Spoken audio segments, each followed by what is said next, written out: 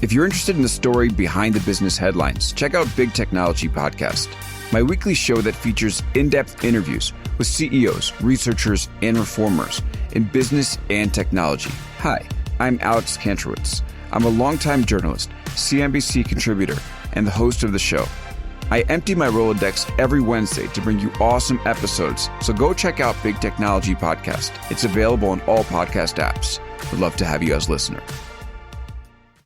From LinkedIn News, I'm Jessie Hempel, host of the Hello Monday podcast. Start your week with the Hello Monday podcast. We'll navigate career pivots. We'll learn where happiness fits in. Listen to Hello Monday with me, Jessie Hempel, on the LinkedIn Podcast Network or wherever you get your podcasts. Hello, my friends, and welcome to another exciting episode of Negotiate Anything. This show is produced by the American Negotiation Institute, and with over 5 million downloads and listeners in over 180 countries, listeners just like you have made this the #1 negotiation podcast in the world. Hi, my name is Kwame Christian, and I am the founder and CEO of the American Negotiation Institute. Here at ANI, we believe that the best things in life are on the other side of difficult conversations, and we are passionate about providing you with the best content that will help you to make your difficult conversations easier, both at work and at home. Lastly, I want to remind you that we offer consulting and conduct trainings, both virtually and in person, all around the world. Our focus is in 3 main areas. First, negotiation and conflict resolution. Second, leadership. And lastly, diversity, equity, and inclusion. Check the link in the description below to learn more about how we could work with you and your team. And now, without further ado, let's jump into the interview. Zoe, thanks for joining us today. Thank you so much. It's great to be here. Yeah, it's great to have you, my friend. So how would you get us started by telling us a little bit about yourself and what you do? Sure. I'm the author of a new book called Influence is Your Superpower, and I base this on the course that I teach at Yale School of Management. It's the most popular course. That one's called Mastering Influence and Persuasion. And I wrote it to share tools and science, insights, strategies of influence beyond the ivory tower. So that I can help lots of people do good and do well at the same time. This is great. And kudos to you. I think you picked the best title for a book on persuasive communication ever. I think that's absolutely brilliant. It's funny you say it because I had a lot of titles that I liked and my agents and my editor hated all of them. I hated the one that they liked, which was Influence for Nice People. And actually, for 4.5 years while I was writing this manuscript, you're making this face of like, ooh, that's how I felt. No, Influence for Nice People is terrible. It's not wrong about the material for the book, but it's so not influential. It's cringy, right? Yeah. So I failed to negotiate this new title. And it took just waiting and waiting until the sales team finally, when they got the manuscript, they were like, we love the book, but we freaking hate the title. We need something new. That's great. And when you say cringy, I mean, literally cringed. Yeah, you did. So I'm glad you moved to that. Because I mean, I consider myself to be a nice person, but I don't know if I don't know if I wanted to reinforce that with the book that I got. I was like, what is this? I don't know. Yeah. So right. I'm like glad it sounds you made like Influence for Losers. Exactly. Yeah, I consider myself a nice person too. Right. Exactly. So we're on the same page. Well, I'm glad you made that shift. It's a brilliant title, and I think this is really great because what you've been able to do with your skill set is you've been able to take what was, like you said, it's the most popular course at the Yale School of Management. You put it into a book, but now you're going to share some of those practical tools with us. And I want to focus in on that term, practical, because yeah, you're from the ivory tower. I taught at the Moritz School of Law here at OSU. And the thing is, there's a lot of great stuff that sounds incredibly intellectually stimulating, but is so theoretical that people can't put it into action. So right. I'm glad that you've been able to take that and synthesize it into a way that can actually be useful for people in their everyday life. Yes. And I promise before we end this session, no matter what questions you ask me or don't ask, we'll make sure that I get to share my very, very favorite influence technique. It's so powerful that I call it the magic question, and it's super, super easy. Let's start there. Listen, Okay. I think that I could have teased this a little bit longer, but I'm excited. I think we should start with the magic question. So tell us about it. Great. The magic question is powerful because you can ask it in almost any situation as long as you have rapport. And you can ask it repeatedly of the same person. You can ask it of whoever you taught this question to, your colleagues, your kids, in my case, my students. And the magic question is just, what would it take? And I'll share a story to illustrate the power of this in a couple of different contexts. And let's talk in the work domain, since that's what a lot of people are thinking about listening to this podcast. When I was an MBA student, I interned at this medical device company called Guidant. It's now part of Boston Scientific. And this company had the problem that's a good problem, but it's still difficult, that demand was outstripping supply for their new medical devices, these stent systems. And the number 2 person at the CEO, Ginger Graham, had to get employees to come in and work overtime 3 shifts a day, including the period over Thanksgiving and Christmas. Nobody wants to do this. And when you think from a negotiations perspective about incentives, you can offer people high enough incentives to do most things. So they're not disinclined to work. They've already agreed to have this job. You can pay them enough to come in and work overtime. However, Tyler Cowen, this economist at George Mason, writes about how incentives can make people feel like slaves.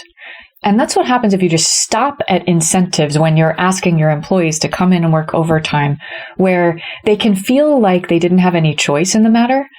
And then at the end of that period, there's no goodwill left. There's no engagement. And in a case like we have now, where we have this great reset or stagnation or resignation or whatever you want to call it, if all you've offered employees as their incentive to work with you is money, they're just going to go look for more money in another job, right? So she asked the magic question.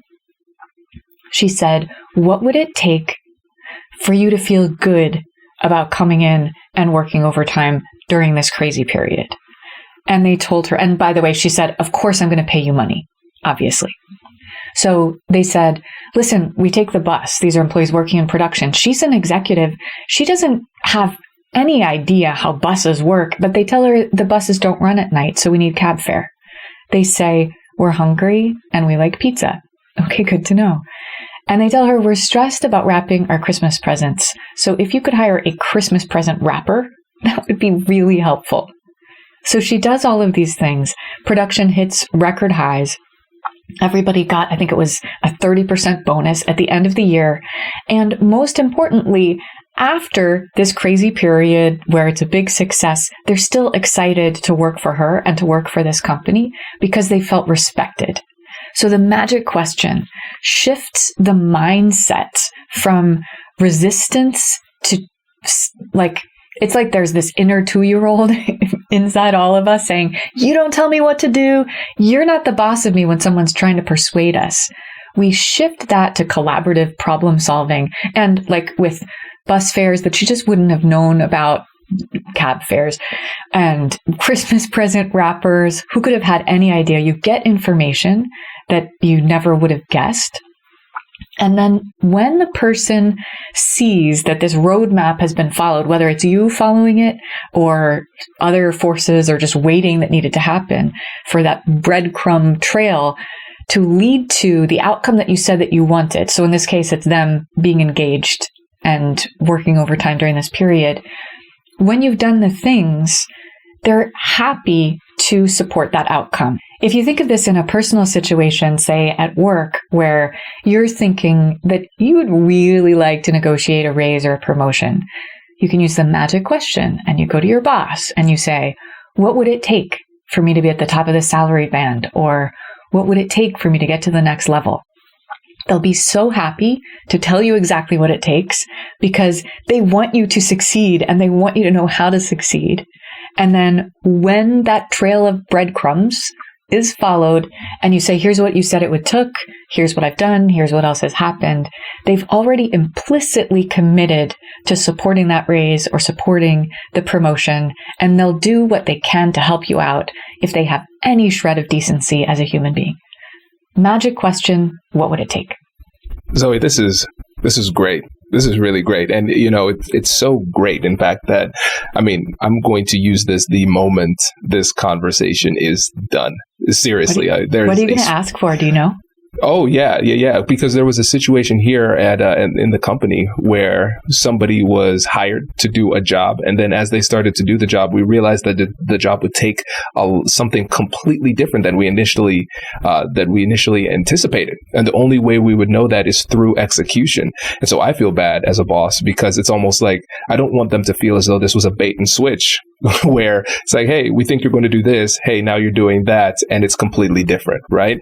So now we're moving them into another role that's same level, but very important. And so I want to make sure that they feel respected and honored through the transition. And I know that I did not, as a leader, set them up for success. And I admitted that today. And so the question I'm going to ask is, what would it take for you to feel honored and respected in this new position as we go forward? And so I think when it comes to respect, that's amazing. You can only respect somebody based on what they feel would make them feel respected. I can't guess that. And I think in the past couple of months, I've been guessing that. So I think this is like the question that can be the catalyst to getting things back on track. So I appreciate that. This is incredible. Awesome. That's a great example. I love it. And we should be asking this kind of question of each other much more. We can also ask the magic question in lieu of criticism. So simple context is I had a teaching assistant who was repeatedly late and I was super stressed out and I was really just wanting to yell at him, but I try to walk the talk when I can remember to. And so I said, hey, Saif, what would it take for you to come in on time every day for the rest of the semester? And he's talking to himself about his bicycle and his alarm clock. And he's like, okay. And I said, is there anything that you need from me? He's like, no, consider it done.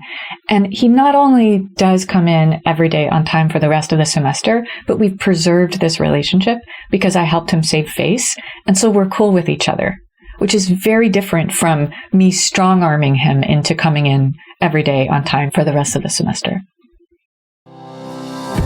Does your company invest in professional development training?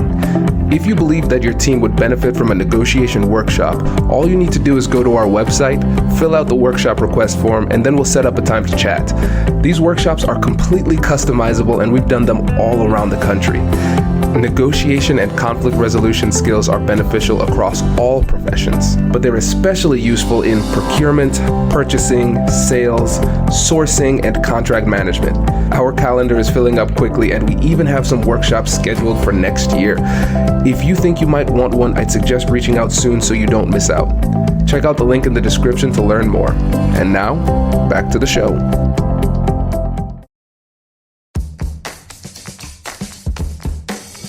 Hey you, I'm Andrew Seaman. Do you want a new job? Or do you want to move forward in your career? Well, you should listen to my weekly show called Get Hired with Andrew Seaman. We talk about it all, and it's waiting for you, yes you, wherever you get your podcasts. Brace the rudders! Raise the sails! Raise the sails! Captain, an unidentified ship is approaching. Over. Roger. Wait, is that an enterprise sales solution? Reach sales professionals, not professional sailors. With LinkedIn ads, you can target the right people by industry, job title, and more. We'll even give you a $100 credit on your next campaign. Get started today at linkedin.com/marketer. Terms and conditions apply.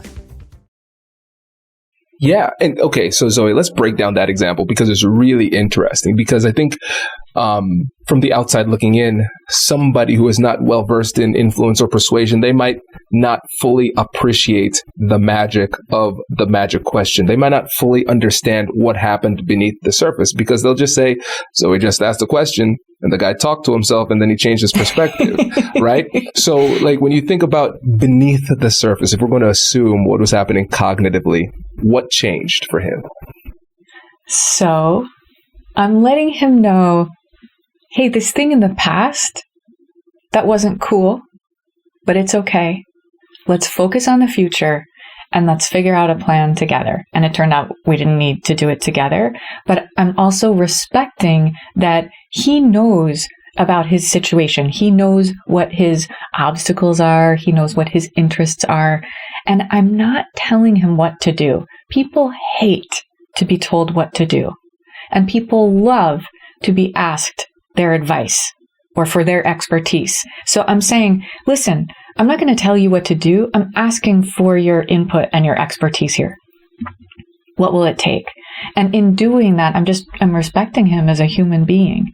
And also here, he knows that because I'm his boss, I could have done this in a very different and much less respectful way, right? I could have just called him out on it. And that's what I might have done in the past as, baby boss, when I was first trying to figure this stuff out. Like, just, if you're somebody's employee and you have to show up at a specific time, this is table stakes. Like, you can't violate that. Like, you have to be there at that time. And I had this sense of entitlement as a manager. And now I try to be unfairly forgiving with people whenever I can. And if we've been working together for a while, I trust you, I respect you. You can mess up, and you can even mess up again. And I'll say, what will it take for us to get on track? And then at some point, if it keeps happening, then we just realize this isn't working out, right? But I really think it's so important for managers to have this bandwidth, this zone of forgiveness for people who've been doing a good job otherwise, and not to penalize people as though they have failed us as a human being just because they fell short in one area. And I think the pandemic has hopefully shifted a lot of people in this way. Yeah, well, and hopefully it sticks because we have a tendency to forget. Yeah, absolutely. Now, I want to go a bit deeper, Zoe, on one of the things that you said, kind of in passing, but I think there's a lot of richness to it. So you said unfairly forgiving. That's really interesting because I think, especially when we think about it from a leadership perspective, you might be a boss, you might be a manager, you might be a parent. And then also from self-leadership, because a lot of time we need that internally driven motivation to go and do things. And we feel as though we're almost obligated to hold people accountable in a way that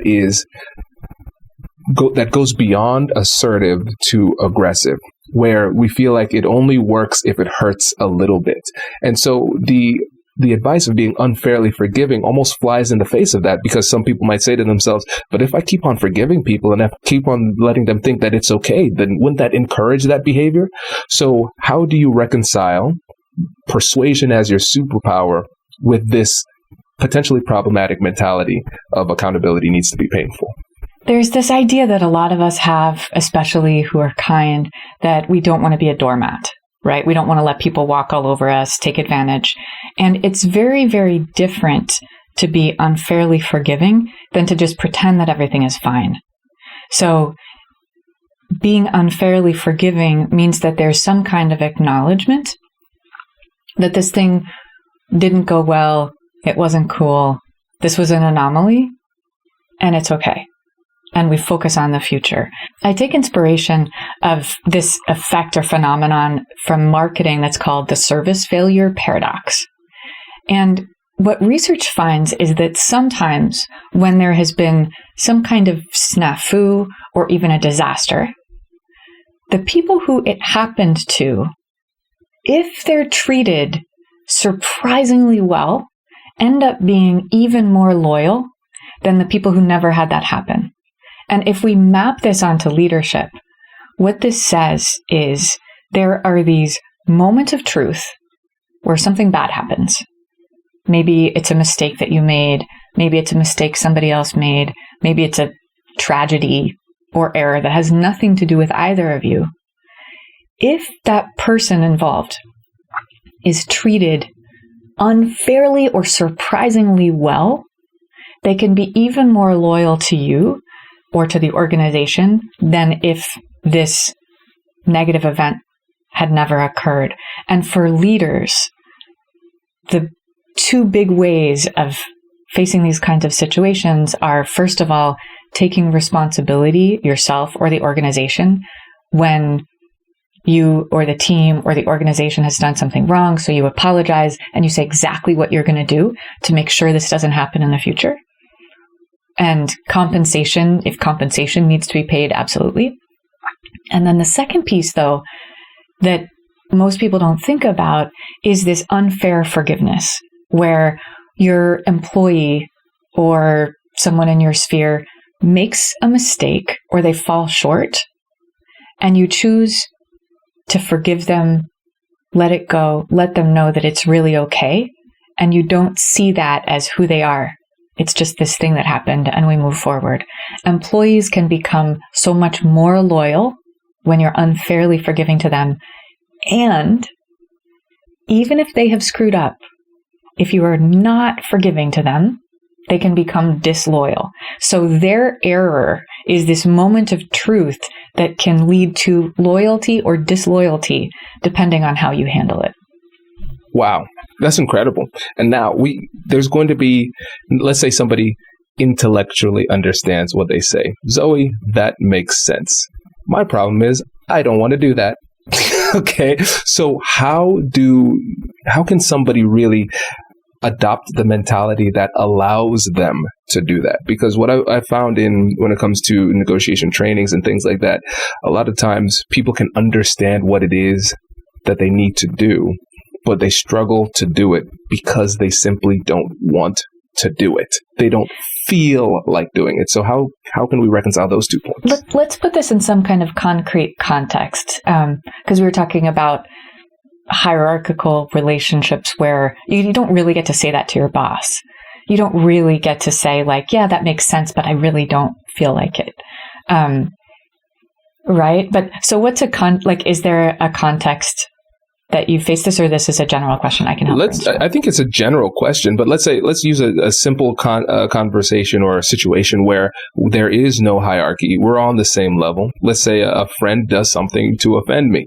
They thought they were okay doing it at the time. Let's say there was no malice in what they did, but that happens in human interactions. Somebody does something, it causes offense. I'm hurt, and now they apologize. They say, "Hey, I'm sorry for that." But my feelings are hurt in the moment, and so Zoe, even though I recognize that I could be unfairly forgiving in that moment, I don't want to extend, I emotionally don't want to extend that grace. So how can I adopt that mentality so I can do this in the moment, even though I don't necessarily feel like it? Thank you. I thought we were talking generally about things people don't feel like doing. Now I understand you're saying, what if you don't feel like being unfairly forgiving? Thank you. I am not at all saying that everybody all the time should be unfairly forgiving. I am only saying that this is a tool for leadership that can be powerfully influential. And when it's powerfully influential is when you have power over this other person. So you don't have power over your friend, and your friend makes some offensive remark, and you saying like, "Oh, okay, that's okay, I forgive you," it doesn't influence them because you didn't have power over them. Gotcha. Oh, that makes so much sense. That makes so much sense. I appreciate the clarification. That's really helpful. That's really helpful. And so it brings to light an important part of that dynamic. It's the power discrepancy. I remember the book Charisma Myth. I forget the woman who wrote it. Great. Was this book. Olivia Fox-Cabane? That's it. Yes. Yeah, that's good. That is exactly. That's the person. And one of the things that she said about charisma was that it is power plus warmth. So I have power. I could use that power to make your life worse in this moment, but I also have warmth, and I'm not going to, and that draws people in. So I think it's persuasive, but also, per that definition, you could also add charismatic too. But I think most people listen for the persuasive tools. So I think this is really, really helpful. Yeah. And thank you. That was a very important piece of all of this, that absolutely it depends on power. And you feel that in relationships where people have power over you because you were anticipating the negative outcome of them being angry or disappointed or whatever that was. And when I say power, it doesn't have to be structural power. This includes people in romantic relationships have power over each other, because we care so much what each other thinks of us. right? So when your partner is unfairly forgiving of you, or you're unfairly forgiving of your partner because you were feeling bad, that is influential. But if your friend is not upset or fearing that you were going to be upset about this thing, and actually what you're saying is they didn't even perceive that they made a mistake, right? Like they just said this offensive thing and they were like, yeah, I see that rubbed you the wrong way, but freedom of speech, self-expression, authenticity, all that. It's hard. And actually, since this is a topic that came up, and right now my brain is just like, this is going to this one person in my life, close family member, who is so much like that, and he says offensive things. I get upset, other people get upset, and I haven't figured out how to navigate this. And all that I do is just say, okay, I would rather not be in this conversation anymore. And then I leave so that I'm not part of it, and I figure this is at least not giving the positive reinforcement that says that it's okay. But what advice do you have about that? That's a great example. I think we have to focus on power in this situation. Where is the power dynamic in this situation? It's equal, like you and your relative in that situation. I think we all have friends, or at least associates who are like that. And we have to recognize that everybody has autonomy and control. They can do what they want. And so what you've done is you've said, hey, listen, I know you have freedom of speech. The speech that you used hurt my feelings. For the sake of the relationship, it would be helpful if you modified that. That has been communicated. And then that person says, I hear you, but I'm still going to be me. That is how I'm going to use my power. And so that is their choice. And the thing is, with life, one choice leads to another choice. They have a choice and you have a choice. And then you said, if that is what you would like to do, that's fine. And then I will choose not to be in this interaction with you in particular. And I'll choose to minimize my interactions with you in the future. You have that choice. I have my choice, and that's it. And I think if we use this and break this down in the context of negotiation, it becomes really clear. We have offer and acceptance. I made an offer. My offer was rejected. Am I just going to sit here and accept a bad offer? No. I have a BATNA, best alternative to a negotiated agreement, and it is not spending time with you, sir. And that's it. And I think a lot of people miss that last point. They just said, well, I made that request and that it wasn't given to me, so I guess I have to sit there and take it. No. If you think about it in the context of a negotiation, you always have options, and you need to feel empowered to execute upon those options. Because like you said, if you stay in the interaction, it's almost like tacit consent. I am essentially condoning this behavior and thereby encouraging it by my continued presence in this interaction, and we don't want to do that. Yeah, and then I just feel bad about myself.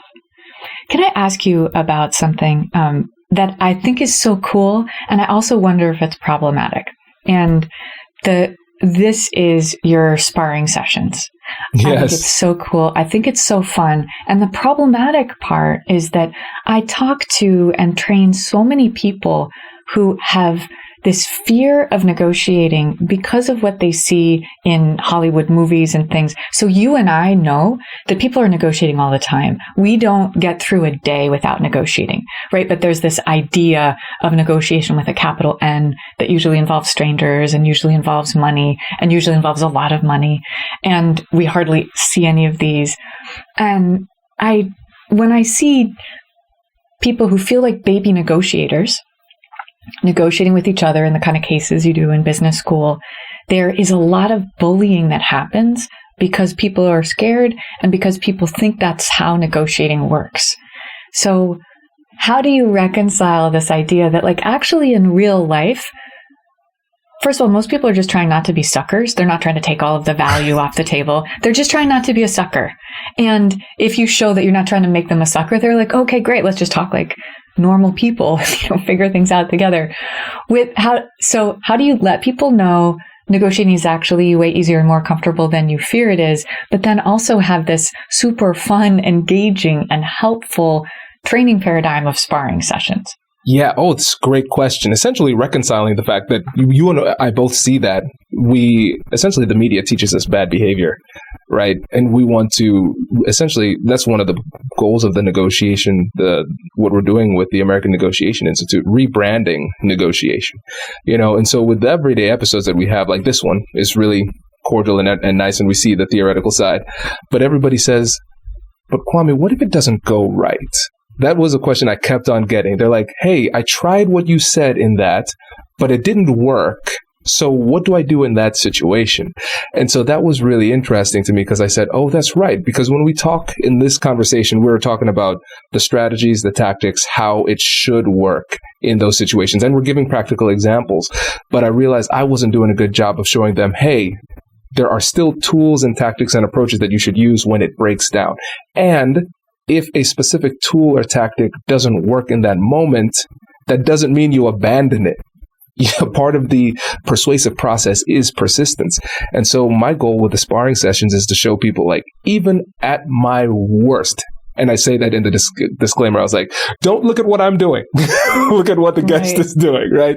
And so even at my worst, you can still stay level, calmly, and confidently use the tactics that we talk about, and eventually it can be more productive. You have the skills to move forward. And I think it's fun for me because even when I'm trying to be unreasonable, I'm like, damn, Zoe's good.